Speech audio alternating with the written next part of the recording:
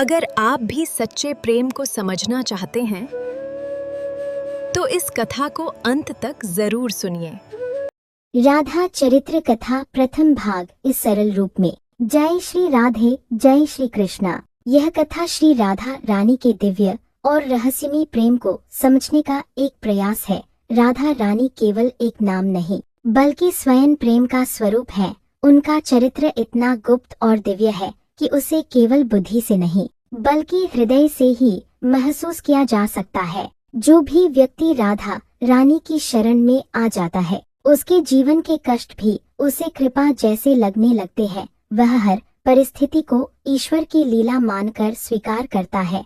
यही राधा भक्ति की सबसे बड़ी विशेषता है। इस कथा में बताया गया है कि प्रेम को समझना आसान नहीं है। प्रेम मिलन में भी है और विरह जुदाई में भी। कभी प्रिय के साथ होने का आनंद प्रेम है तो कभी दूर रहकर तड़पना भी प्रेम ही है। असली प्रेम वही है जो हर स्थिति में बढ़ता ही जाता है। महर्षि सांडल्य इस कथा को श्री कृष्ण के परपौत्र व्रजनाभ को सुना रहे हैं। वे बताते हैं कि भगवान की 3 प्रमुख शक्तियां हैं। द्रव्य शक्ति महालक्ष्मी, क्रिया शक्ति महाकाली, ज्ञान शक्ति सरस्वती।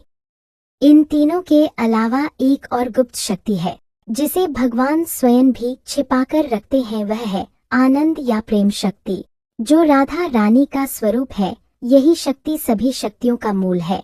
कथा में आगे बताया गया कि राधा और कृष्ण की लीला बिना किसी कारण के होती है। इसमें तर्क नहीं चलता, केवल प्रेम चलता है। एक दिन श्री कृष्ण के सखा श्रीदामा क्रोधित होकर राधा रानी से कहते हैं कि वे कृष्ण से क्यों रूठती रहती है। क्रोध में आकर वे राधा रानी को श्राप दे देते हैं कि उन्हें पृथ्वी पर जन्म लेना होगा और कृष्ण से 100 वर्षों का वियोग सहना पड़ेगा।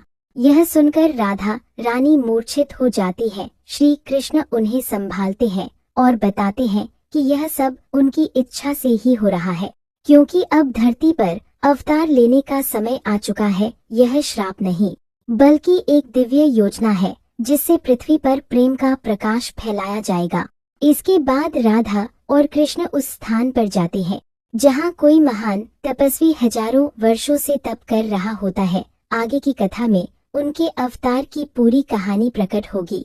इस कथा का सार यही है कि राधा रानी का प्रेम समझने के लिए हमें अपने अंदर सच्चा प्रेम और श्रद्धा जगानी होगी। जब हम अहंकार और बुद्धि को छोड़कर केवल प्रेम से जुड़ते हैं तभी राधा रानी की कृपा प्राप्त होती है।